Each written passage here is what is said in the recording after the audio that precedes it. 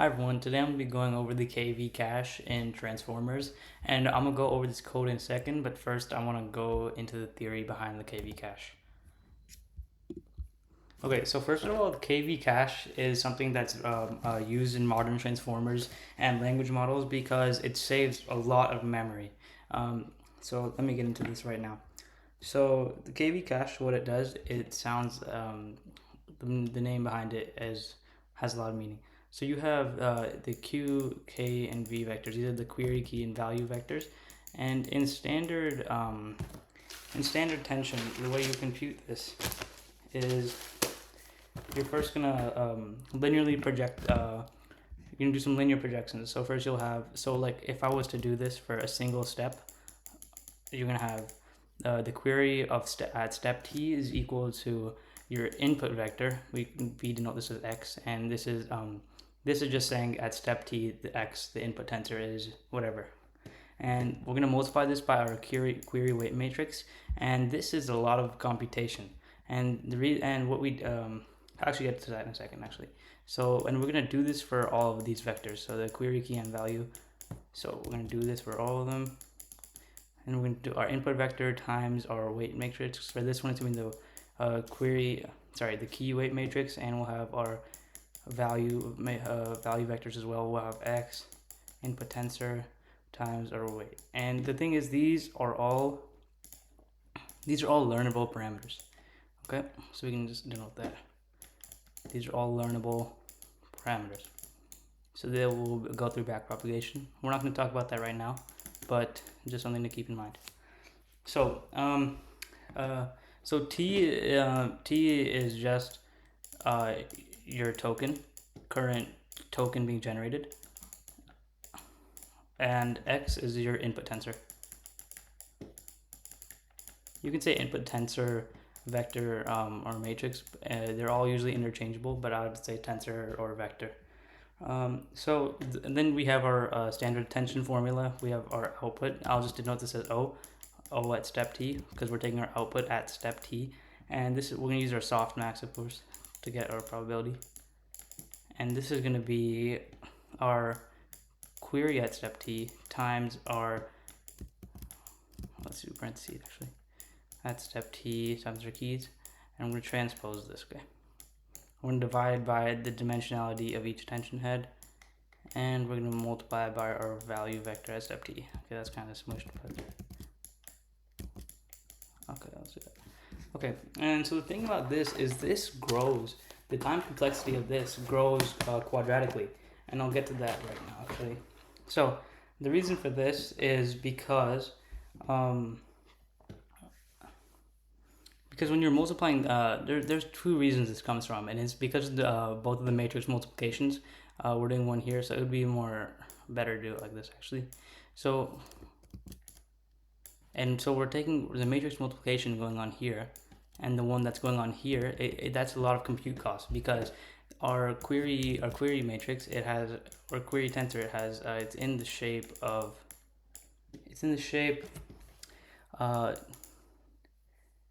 these are both in the shape of our sequence length times our dimensionality of the head. So this is the shape for both these vectors. So we're also going to have that here as well, for our key vectors. Okay, this just means their shape of their tensor. And basically multiplying these, it approximately gives, so basically when we multiply these, what happens is we're multiplying like this. So what we're going to do, and then we're multiplying matrix multiplication. This just denotes shape. We're not actually multiplying there, that's just our shape. And this approximately gives us t squared. That's a quadratic time complexity, and we don't want that. And so this is the first part where it comes from, and then the second part, it comes by multiplying with this values tensor. Okay, and we don't want any of that. We don't want quadratic complexity, because when we have very large sequence length, the computational costs can get very expensive. So we don't want that. And the reason this is simply due to the fact, if we were to sum over all this is for the complexity for standard attention. For standard attention. So it looks like this. You're summing over for each step from the first token to the length to the end of the sequence length of each of these tokens, correct? Okay, let's just use like n or something.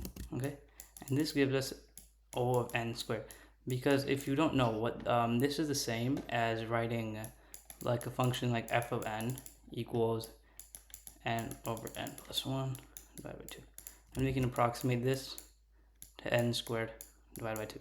And I have a Desmos graph, I'll pull it up right now. So we see this is the same approximation. You can learn more about this, but I'm going to just give the overview of it. So we see this is quadratic complexity. You see this is the same function we have here, and it gives us a quadratic complexity here, O of n squared. We don't want this because of very large sequence lengths. This number can grow very large because it's quadratic. So that can increase our computational cost by a lot, which is not effective in these standards today. So what we can do is, instead of computing this linear projection for our key and value every time, we can cache our key and value pairs. Okay, and the thing is, you probably heard a lot of times, okay, let's not, okay, we can avoid computing k and v each time. And I always found that kind of like confusing. I mean, like, what do you mean compute or like get k and v, like these key and value tensors? Whenever you hear we're caching these k and v and we're computing and caching, what this means is, we know how we have our input. We have q of t equals our input tensor times our query weight matrix. This is what it means, okay? So when I'll do this in a different color because we're actually going to cache these. We'll have our key, and we're doing our input tensor multiplied by our weight matrix, but this is going to be our weight key matrix. So this is what it means to compute k. So whenever you hear compute k or compute v and then cache, this is what it means, just these linear projections. So we're still going to do matrix multiplication. So that it's not ideal, but it definitely does help, rather than having just standard O of n squared with regular attention. So it's not the best thing, but we can avoid recomputing these linear projections each time. So we'll do the same here with our values, and we'll get same thing here. Okay, did I do that here? Okay, I did that there too. Okay, yeah. So that's then we can avoid recomputing all of these each time. These linear projections, they do save us a lot of computational cost. Okay, so then so at step, like, you can think of it like this. So if I was to give you this, the mathematical formulation would be like, the way we're going to cache this is we're going to denote these with a little subscript, and this just means we're going to cache these from 1 to the sequence length of -1. Okay, so we're going to have k1, our first query vector, all the way till k, okay, our key vector. And so we're going to do the same for our value vectors as well. Okay, that should be a v. Okay, so t, same thing here. T is the current token, and we also have we didn't compute our query key and value vectors yet, or sorry, we did that here, right? And we did that here. So, and then this is the next thing we can do, is we can actually compute attention now. Okay, so like say we calculate our now since the reason I did t-1 is because I want to show you how calculating the tth token would look. So now let's say we're on our tth token. Okay, I'll write I'll say tth token calculation. Okay, and I'll show you how the cache will work here then. So then say we are calculating for our tth token. So we'll update our key and value caches, and instead of being 1 to t-1, we'll have 1 to t. And what this means is we're just caching tokens from token 1 until the final step. Okay, so that's all it means. So the way this would look is we have all tokens from all the key tokens from t from 1 to t minus 1, and then since we're going to calculate this, we'll also have this one here, and this whole thing will give us this value. Okay, and we can do the same here. We can do our value from 1 to t, calculating our tokens from 1 to the sequence length, and we'll just do the same thing here.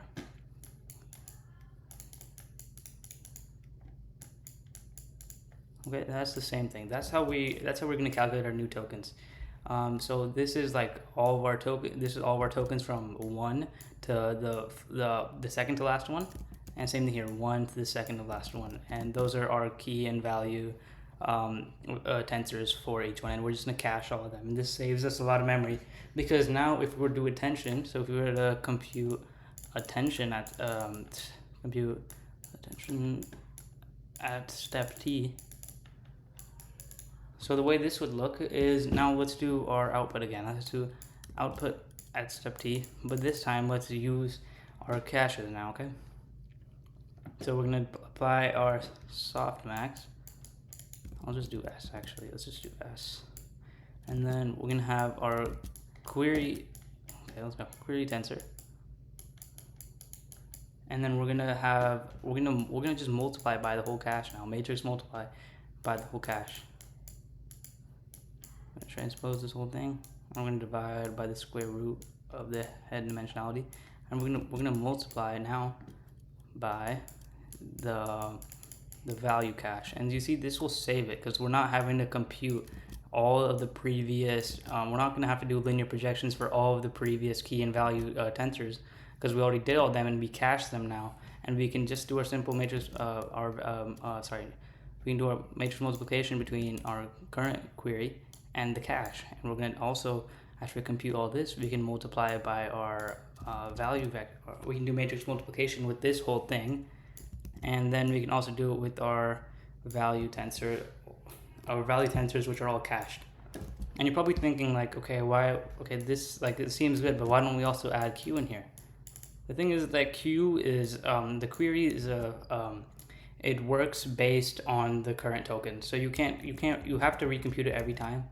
That's just the way it works, because the query is dependent on each new token, and so you have to recompute it every time, otherwise it wouldn't work like that. So that's the mathematical basis behind key value caching. So I'll actually get into some code now. So now let's get into some code. So this is just the initialization method of the cache. So we have some parameters here. We have our batch size, our maximum batch size, our maximum sequence length, and the number of attention heads, our head dimensionality. This is d sub k, what I was showing earlier. If we go back here, this is just the same thing here. Okay, that's the same thing, head dimensionality. Okay, number of layers, and this is gonna be important, and I'll talk about that in a little bit. So we have our device, or sorry, not a device. We have our data type. This is usually going to be either brain float 16, float 16, or float 32. And then we're just going to instantiate all of these.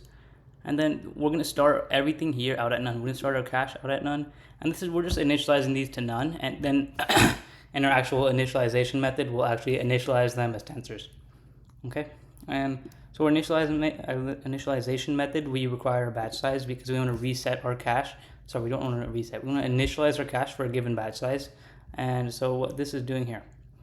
So simply here, we're just making sure that the given batch size isn't greater than our maximum batch size.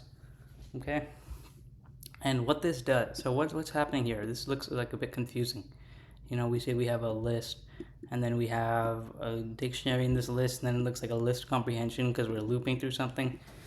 So basically what this does, we have our this is a little dictionary. We have our key vectors and our value vectors, and what we're doing here, we're just initializing these as zeros. And so you don't have to initialize these as zeros, but it's usually done this way because it's empty. You know, you can think of it as empty. 0 is empty. So each of these has the shape, batch size, sequence length, the number of heads, and head dimensionality. And so what we're doing here is basically we're looping through these because each layer in our transformer, we're going to have different key and value tensors.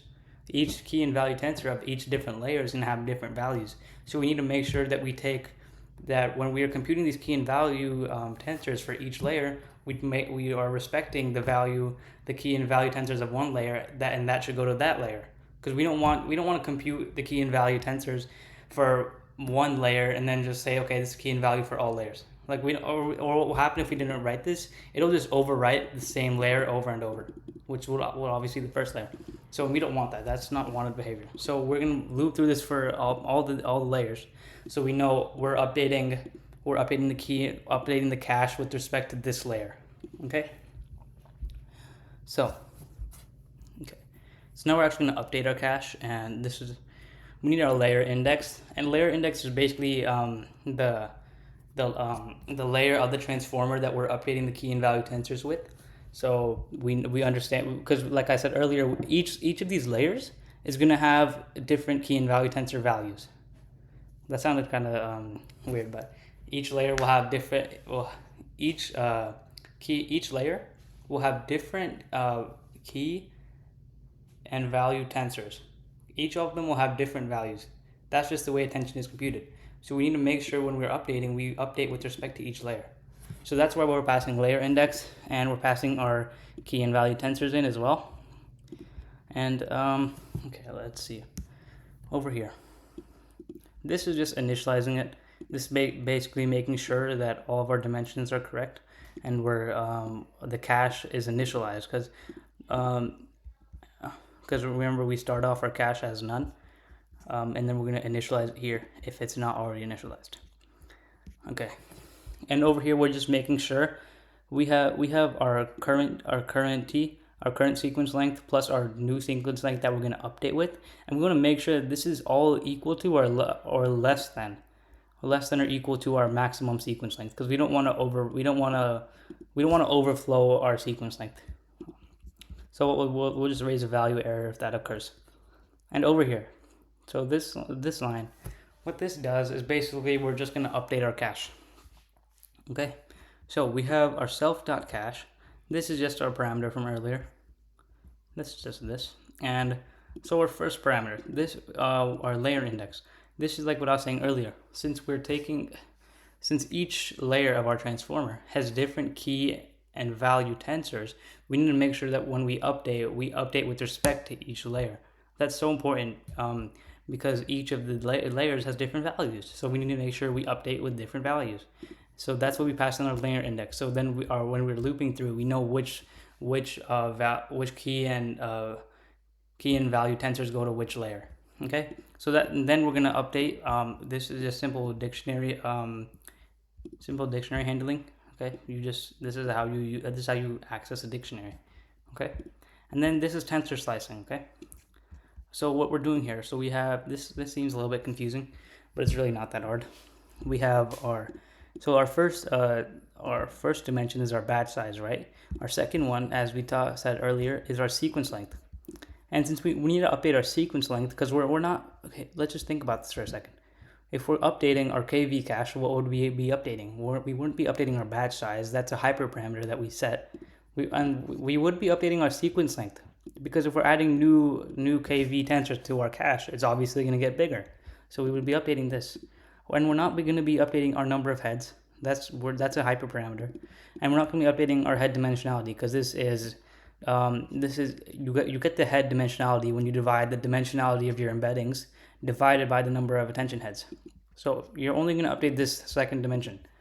So that's why we have to go obviously use this one to say we're not using this, keep this value the same.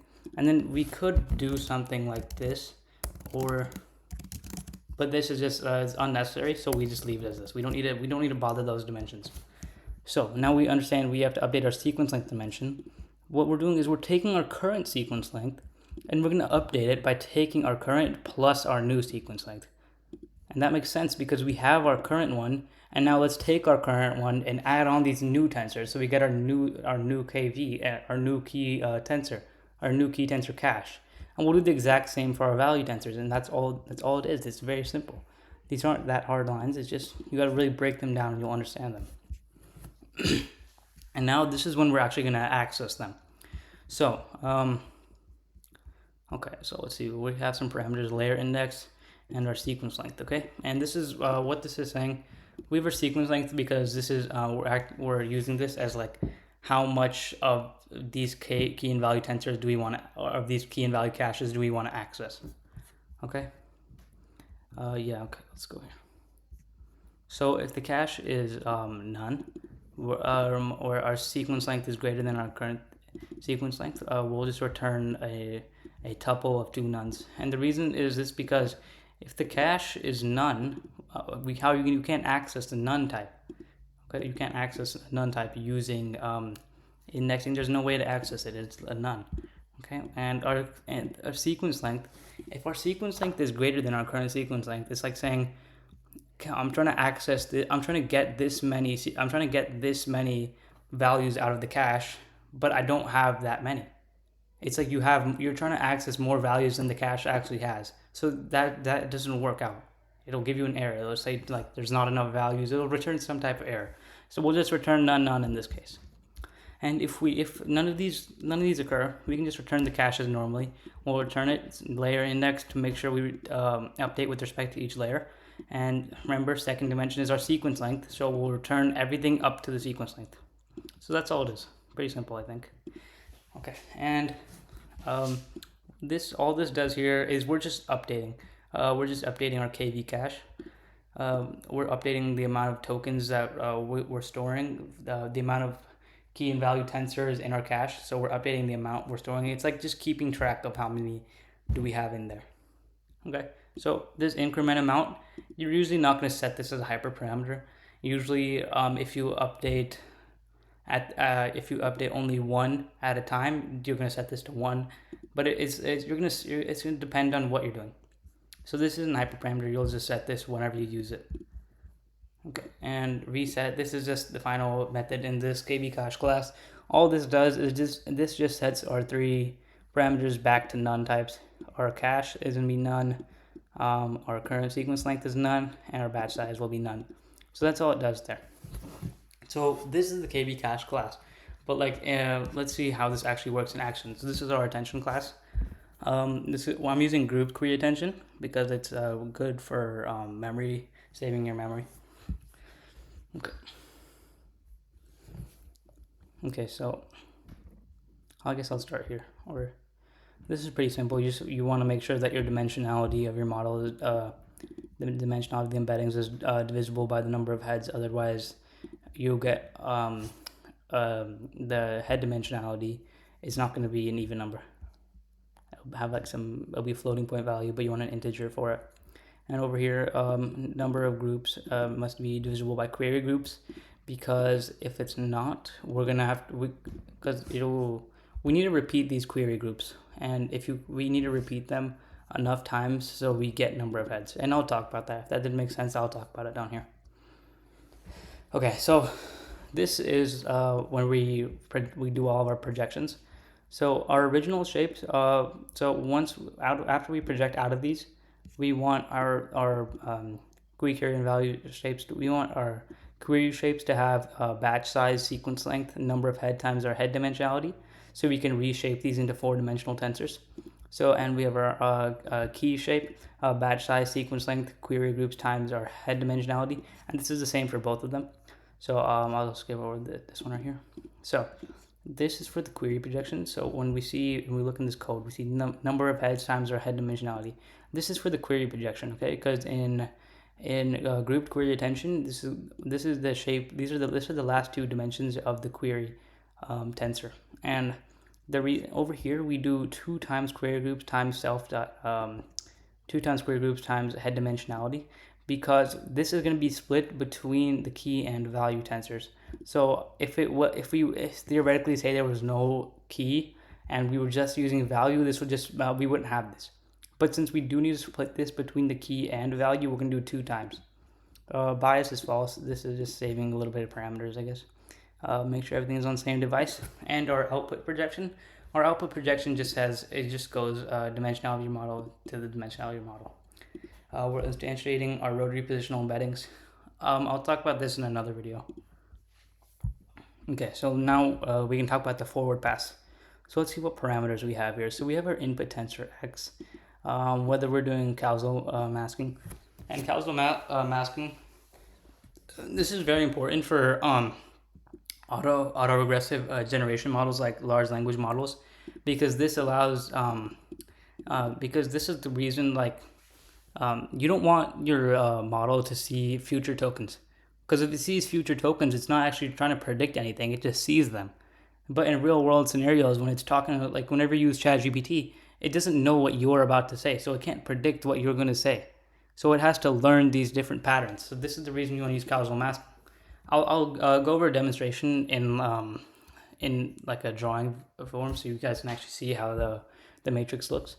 And then our padding mask. So what padding does is basically we want all of our different we want all of our input tokens to be of the same length. We want all of our input sequences to be of the same length because that's just easier for the model. So say if one of them, our first input sequence has length 3 and our second one has length 5. We want to pad our first sequence length to be 5. So what we'll do, we'll add zeros to the end of those, so they'll both be 5. So it's just easier for the model to process. Okay, next parameter, KV cache. This is just if we're using the KV cache, we're gonna have to pass this parameter in. Layer index, I've said like 100 times already, but we need to make sure we're updating with respect to the right layer. Use the cache. This is whether if we're using the KV cache or not. It's just a simple flag. Okay, and so our input tensor x has a shape, batch size, sequence length, and the embeddings of your model. And the causal flag, it's just a flag. It's just saying if we're going to use it, then we'll just use some if-else statements if we're going to use it or not. And the padding mask is an input tensor of shape, batch size, sequence length, where true indicates valid tokens and false means padding tokens. The reason I didn't say 1, I'm actually going to delete these, is because at the start of our padding, I made sure both of them are Boolean tensors, because if you use PyTorch's scale dot product attention, it expects a Boolean tensor. Okay, I'll talk about these in a little bit. So this is just using AMP for memory, for saving some memory. This is simple error handling. Okay, let's go to this part right here. So we're going to project our query key and value tensors, and this will give us a shape, batch size, sequence length, number of head times head dimensionality, plus 2 times the query groups times their head dimensionality. And what this does is basically this is going to go to our query, and this is going to be split between our key and value. So we need to do 2 splits this time. Usually in standard attention without grouped query attention, you would just do this, and you would just do something like you would do QKV equals, you're just gonna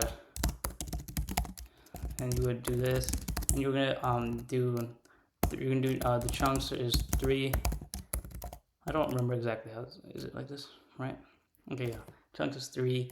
We just do 3, and then you're gonna do it along the last dimension. So this is how it would look for standard multi-head attention if you wanted to do one single projection.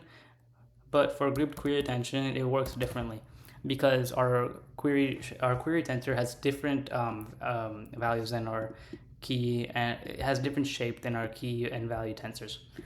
So we're gonna have to do 2 splits. So we're gonna have to split it 1 time to get our query shape to batch size, sequence length, and number of heads times head dimensionality. And we're also gonna have to do this one here too. Okay, so, and the reason 2 times again, we're doing 2 times is because we're gonna have to split this again between our key and our value. So that code, just that whatever I said here, that applies to this code. And then again, we're gonna, when I mean split again, that's exactly what we're doing here. and now we're splitting along the last dimension, so we can split these two, and so each of these gets their own query groups times head dimensionality. And whenever in attention, you've probably seen this a lot, you always reshape into the shape right here: batch size, sequence length, number of heads, head dimensionality. And for our group query attention, we use our K and V values. We'll use query groups and head dimensionality. Okay, and this is simply, we're just applying rotary positional embeddings, just the forward pass through it. I'll talk about this in another video. Okay, and now we're going to handle our KV cache. So if we use the KV cache, that's our first thing, our first requirement. If we use the KV cache, and the KV cache is not none, basically if we're given a KV cache, if we pass in the KV cache parameter and our layer index is not none, then only this can happen. And these aren't like based on our system. You have to pass all these in. If you pass true, you got to pass in an actual tensor for this and your layer index. Okay, layer index. It'll be done with your code when you do it. So okay, now we're gonna actually get our cached our K and V caches. And what we're doing here is we're just doing our .get method. I explained that earlier, and we just have to pass in a layer index because we gotta update with each one with respect to each layer. Our key and value caches with respect to each layer. And we're just going to use our current sequence length. So that's what we're going to get all these values up to the current sequence length. So, and then if these aren't none, okay, if these are initialized, then we can concatenate these along the first dimension. Okay. So what this, so that's all we're doing here. You've probably seen this a lot. But our KV cache dot update layer index. Okay, this looks a bit like confusing kind of, but this basically says let's update our cache using the most recent our most recent sequence length values. Okay, that's what it says here. We can read this here and we'll find out. So update cache using the T most recent tokens. So that's all it does here. Since we have our key and value tensors have shape, batch size, sequence length, I think number of heads, and head dimensionality. So we only want our second dimension, and this basically says, okay, give me the T most recent tokens, and then let's update our KV cache with that. So that's all that's happening there. Okay, pretty simple, I think. Okay, and for group query attention, you only need to do this if you're using group query attention. And what this does, so if our query groups isn't equal to the number of heads, we just want our query groups to be equal to a number of heads, because it's easier and it's like computing standard attention. It's much easier. So we just do that. It's more memory efficient. So what we'll do is the best way to do this is we can repeat these query groups until we get number of heads. So the way we do this is we take our heads per group, and our heads per group are the number of heads divided by our query groups, and this means we're just rounding down. What this does is we're gonna take this heads per group, and what this means is heads. This number of heads times our query groups. Sorry, no. Okay, let me rephrase that. So the heads per group times our query groups will give us our number of heads. So if we repeat our query groups heads per group times, we'll get our number of heads. And that's what I explained here. This is because repeating the heads per groups for query groups times is the same as doing heads per group times query groups, which is equal to the number of heads. So this makes computation simpler because we can compute attentions normally.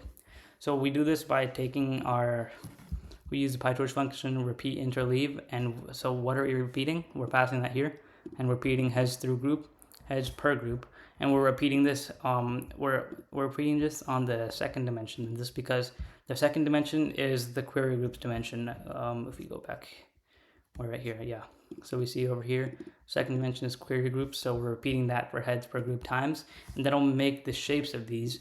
So that'll make the new shapes our batch size, our number of heads, and our head dimensionality. So that'll be the new shapes for all these. Okay, and so this is just using the flash attention to function. Yeah. So I'm not going to explain all of this because this is just the flash attention to function. I'll explain the standard attention part of it. Okay, right here. So basically, if flash attention 2 isn't available, we'll fall back to PyTorch standard dot product standard scale dot product attention. And since I'm on a MacBook, I can't use flash attention right now because you need a GPU at least. So basically, before we transpose, we're gonna have our K shape. I'm missing K. Our query shape is gonna be batch size, a sequence like number of heads, and head dimensionality. And we're gonna have our key. I did KV shape. It's basically key and value, so I'll do key and value shape. Have batch size, a sequence like number of heads, and head dimensionality. And this is only if the number of heads, num head. This what I'm saying here is this is only going to be num heads if the query groups are repeated. Okay. So this is going to happen every time, but in some other codes you see this won't be repeated because it just expects that your number of heads will be equal to your query groups. But in my program, I made sure that we handle that case. So I said the same thing here. Yeah. So then we'll change. We'll transpose these dimensions because these are the dimensions that PyTorch's standard. I keep saying standard scale dot product attention expects. So we're going to initialize our attention mask as none, and then we'll apply padding for this. Okay. So if our padding mask is not none, the first thing we're going to do is create a Boolean mask, and this is because PyTorch's scale dot product attention. It expects a Boolean mask because it's going to use this as it's going to do some comparisons between other tensors, like some for broadcasting purposes and other tensors. So it expects a Boolean mask. So the first thing we're going to do, I'm going to just make it a Boolean mask. So this will handle any errors because yesterday I was working on this and I was doing some tests and I got an error saying it must be a Boolean mask. So I just quickly changed this, made it a Boolean mask. Okay, and over here, what we're going to do is we're going to do attention mask equals padding mask dot unsqueeze, and we're going to unsqueeze twice. And so what this will do is going to give us shape batch size 1, batch size 1, 1, and we're going to have our sequence length. Okay, and the reason we're doing this is because we want our attention mask should be able to broadcast with another. Okay, I'll actually get to this in a second. But we're going to expand this to shape batch size. It's going to be T. I'm actually going to say this is the sequence length for the keys, or this is the query actually, and this is going to be for our keys. Okay, so now this is because over here, I'll get to that though. So we're going to apply causal masking if it's true. So causal mask, it has a shape TT for the sequence length of the query vectors and the sequence length of the key vectors. And so what this does, it creates a right diagonal portion of a matrix that is false. And what this means is it just doesn't allow the model to attend to these tokens. And like I was saying earlier, I'll give a little diagram of how this would look. So causal masking, it'll look something like this. So you say you have like a tensor, right? Let's do this 2D matrix. So it's going to look like this. It's going to look like 1. So I'll do just 3. So what this is it's basically saying wherever it's 1 here, this means the model can attend to this. And like this is our first token, okay? And this makes sense because on the first token, the model can only attend to itself. There's no other token to attend to. Because if you're given one word, how are you going to predict? You can only predict the next word by using this word right here. But in machine learning terms, you would say this is a token. So you're going to think of this as a token, okay? And then on our second token, our token 2, this is the one that the model's on, okay? You can see this one, and it can use this token right here. These are the same, okay? And it can use this token right here. It can say, okay, let me go back to this for reference, so then I can help predict this next token. Okay, and then over here, token 3, it has access to all the before tokens. That's what causal masking does. And the reason it does this is because when you're on the first token, the only way to get the next token is to predict it. You can't see these tokens.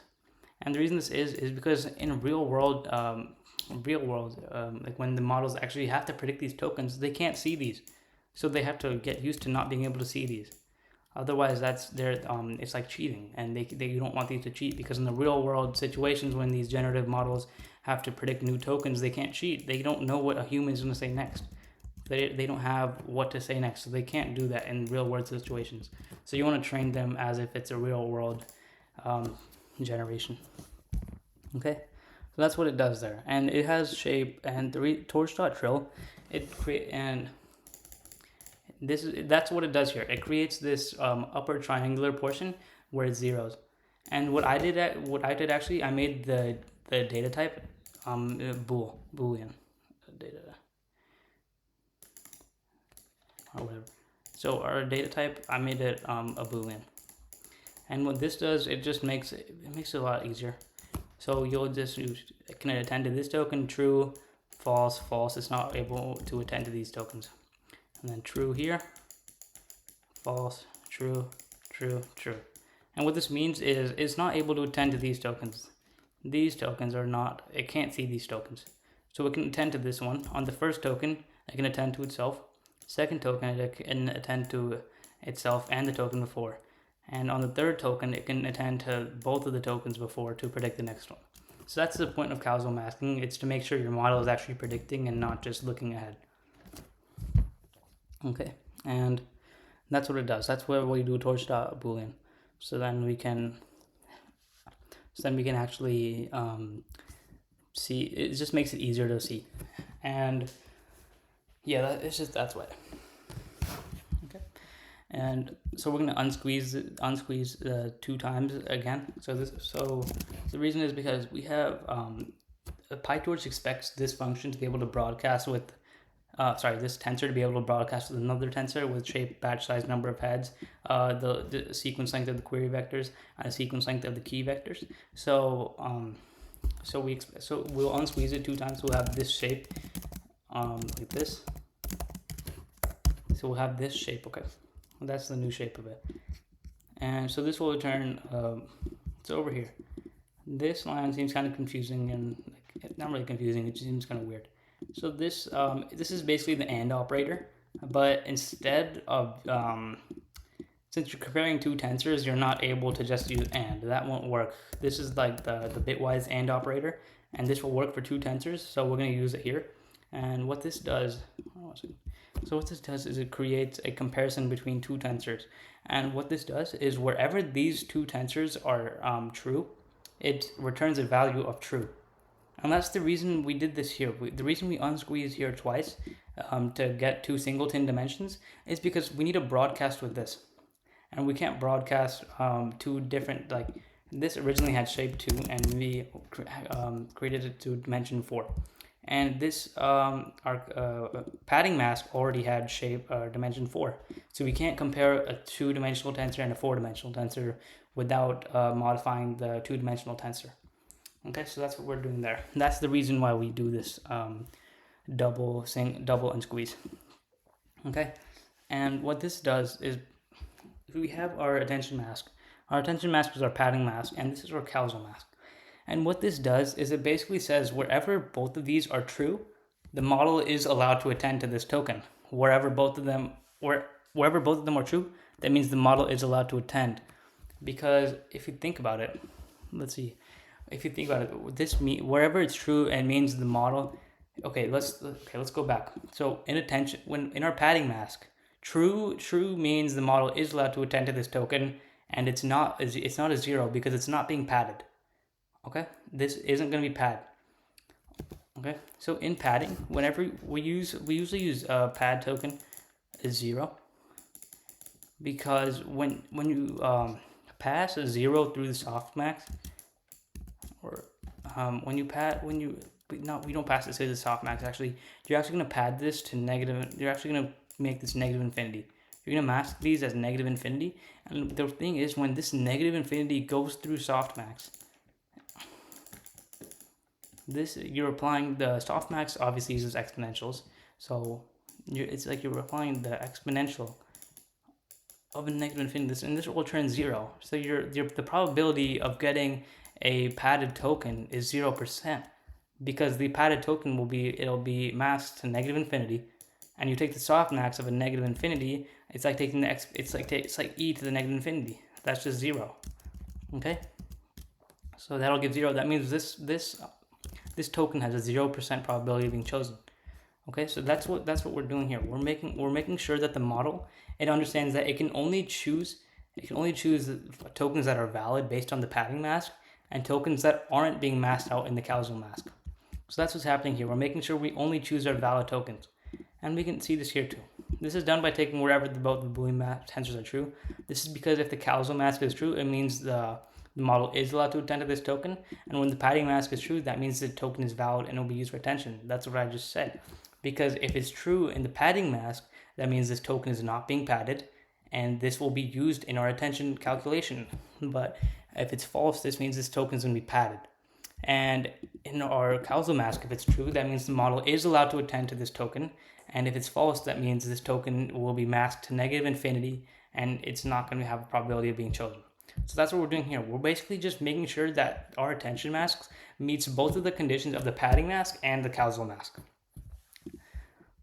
Okay, so now we'll expand our attention mask to shape batch size, number of heads, sequence length, and our sequence length of our keys, and our sequence length of our queries, and our sequence length of our keys. And you're probably thinking, okay, like, why didn't we just expand over here? And the reason we don't expand over here is because if we were to do this operation with a much larger tensor, the amount of memory that would be used is way, way bigger. And that's because if you were comparing two larger tensors, you're obviously going to use more memory, because you're going to have to compare different elements, and the amount of computer memory this we use, it's not going to be a terrible more amount of memory, but it's definitely going to be more. So we can just wait till we expand to number of heads. And this is because number of heads is usually a pretty it's obviously going to be greater than 1. So when we go through this whole thing, we have our first dimension is always equal to 1. And if we had the number of heads, it would be something like 32. Say it's 32. That means we're going to have way more. This is going to have to compare way more elements using way more compute power. So one common misconception is people thinking like, okay, yeah, so is it like the expand is where the memory comes from? So the expand isn't where memory comes from, but it's rather what happens when you're using these larger tensors. Okay, so how you use the larger tensor is how the memory piles up, but not so much the expand function itself. The expand function is a pretty cheap function. Okay, so basically we call it after just to save memory. That's just something we want to save memory with. You could do it, you could have expanded to number of heads earlier, but it's just easier. Not easier, but it's a good way to save memory. So now after we did all that setup, we can finally call our PyTorch's scale.product attention function. And we have to pass, so we can see over here, we need to pass through our query key value, and we pass it in here, and our attention mask. And so this will be true if the padding mask is none, or else this is false. And what this does is basically we're giving our own attention mask. So we don't want PyTorch to do causal attention if we already give our own, because that would be conflicting, right? Because if we already give it an attention mask, we want it to use ours. We don't want it to use ours and then its own. So that would be conflicting. So basically we're saying only use PyTorch's causal attention if we don't give a padding mask. If we do give a padding mask, then use our attention. Okay, and now this is our output. Okay, this is our out. And PyTorch, the way it returns its tensors, it returns it in batch size, number of heads, sequence length, and our head dimensionality. And so this is one of the final lines of the attention mechanism. And what it does here is we take our output and we're going to transpose this to our first and second dimension. And the reason is because we have batch size, number of heads, sequence length, and our head dimensionality. And the norm is when we return our output tensor and attention, we usually want it to be in batch size, sequence length, and the dimensionality of the embeddings. So the way we can get this is, okay, let's see. This has the same amount of value elements as this tensor, because we know that number of heads times heads dimensionality is equal to the dimensionality of the embeddings. So we know that. So, but the only reason we can't just view it right away is because these two multiply to each other, but they're being blocked by this sequence length dimension right here. So what we're gonna have to do is we're gonna have to transpose these two dimensions. So then basically we want to have, we have the shape of batch size, number of heads t for sequence length and our head dimensionality. So our first transpose, what we're doing is we're just transposing, and we have batch size, sequence length, number of heads, head dimensionality. And what this does is, since these two are next to each other, now we can reshape them because these two multiply to each other. Because if you recall, number of heads times our head dimensionality is equal to the dimensionality of our model. So these are next to each other now they multiply to be this. So we can reshape it. But the one thing we do have to do is we have to call the PyTorch contagious function. And this is because whenever you do a function like transpose stack, what this does is it changes the tensor's layout in the memory. So it changes the order of the way the data is structured in the memory. So you have to call this function before you view it, because the view method, it requires a contagious tensor. So since we're calling transpose, it removes the contagiousness of this tensor, and we have to call this function over here. You could just use dot reshape, batch size, sequence length, dimension of the model, but I like this way more. So that's the only reason. It looks kind of confusing, but it's just to make sure we don't run into any errors. Okay, and the final time, we're finally gonna get our cache output. And what this is, we're basically just saying, okay, let's get our last the most recent tokens for our cache. And we're only going to update this if for using the cache in the first place. This is the same thing we did up here with our negative t slicing. It kind of looks confusing at the start, but then when you really understand, you're just getting the last t tokens, the last sequence length amount of tokens. It's pretty simple. You're just updating this sequence length dimension. Okay, and now we're doing our final projection, because it's like, when you have your query, it's input tensor times, we'll just do this. Input tensor times the weight query matrix, what's happening here. Our output is our output first, and then we're going to multiply it by our weight output matrix. And that's what we did here. That's our projection that we created here. We're going from dimensionality of the model to dimensionality of the model. Okay, and that's what we do here. We're just going to return that straight away. And then that's it. Yeah. All right. Thank you for watching.